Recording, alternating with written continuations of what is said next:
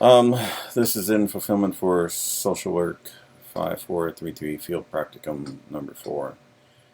Integrated seminar for my semester of final semester of social work. Can't believe I'm actually saying that. Um, I've been working on this now for the past 3 years since 2017.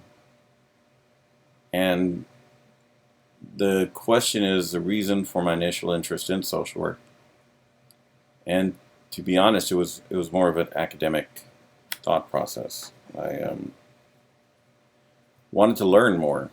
I wanted to learn more about the helping fields, and I wanted to learn something that would be applicable to my field as a counselor because I'd already graduated with a master's of social work. I mean, a master's of science in clinical mental health. Um, so initially, it was just kind of academic, and I just wanted to learn. I wanted to continue my learning, which is what I still want to do after finishing. Um, then I got challenged. To say the least, I got challenged. The initial person who was really challenging me was Jesus Ortega. He was an LMSW, and he was one of our professors. Well, I basically didn't understand a lot of the concepts of his teaching, or even social justice. And I know that sounds hard to believe, but I think it had a lot to do with my 20 years in the military. I just kind of kept that going. And so, but it was through him that I identified weaknesses within my process for as a helper in the field to actually become more in tune with the client, more in tune with the processes that the clients needed and were going through. Um, so I think that goes into my next question: how career goals, plans were identified, crystallized based on course and field placement. The class that I took with Jesus was cultural competency, and I had taken a couple of cultural competency courses before, but nothing along the lines that he was putting us through. He caused us to question ideas, our own processes, our own culturation, our own even like colonized emotions and spirits, which was very uncomfortable for me at first, to say the least. And I think out of all the teachers I had within the program, if it hadn't have been for him, I would have never pushed myself as hard as I had in order to really embrace, you know, social justice issues like systemic, like racism issues, and to really explore where the breakdowns and the positives of my learning procedures were from the past. This enabled me to actually like grow and further myself as a counselor and as a helper, because I stopped seeing myself as the expert and I started seeing myself as a learner when it comes to the client. I know that if it hadn't been for this, I would still be an effective counselor, but in no way, shape, or form would I have learned a lot of the things I've learned as far as, you know, just basic systems theory. And that has a lot to do with what the client sees, either in his worldview or his issues, to actually go on and actually process his or her own strengths. Um, the next question is: describe how values and skills learned through the cultural competency specialization of UTSA social work program will translate into increased competence as an advanced social work practitioner. Well, like I said, I mean, that basically goes into everything I've already said.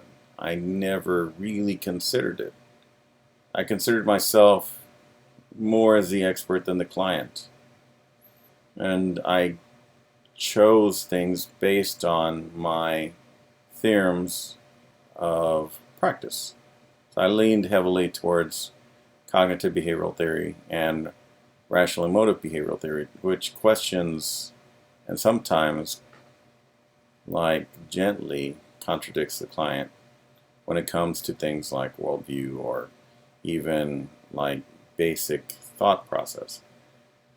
And it was through that I was trying to get the client to come more towards my side, which is a little bit of another type of a systemic oppression, right? But I didn't see it as that. I saw myself, and it's mostly based on my military experience. I mean, that was kind of the thought process forced on us, right? Somebody is the expert, somebody's our superior officer, somebody is the person in charge of us, right?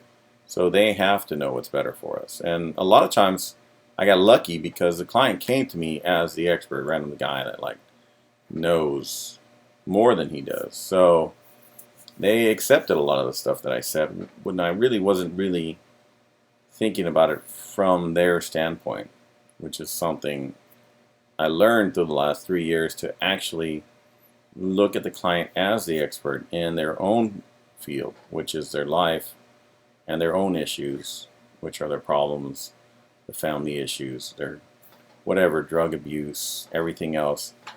And I learned how not to be so judgy, because god dang it, to be honest with you, I was a little bit judgy.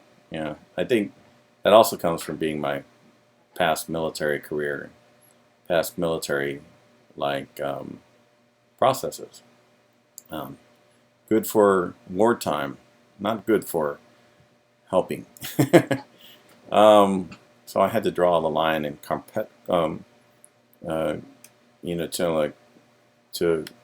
sectionalize those different aspects of my life to not like basically cause even this type of transference or countertransference onto the client as far as what my belief systems were. I had to really learn to listen and see where the client was coming from in order to actually help them and not impose my own belief systems, acculturation, and colonialization, actually, because I was, the perfect little soldier, and I compartmentalized everything, and I was able to like do this. That doesn't mean everybody else can do it.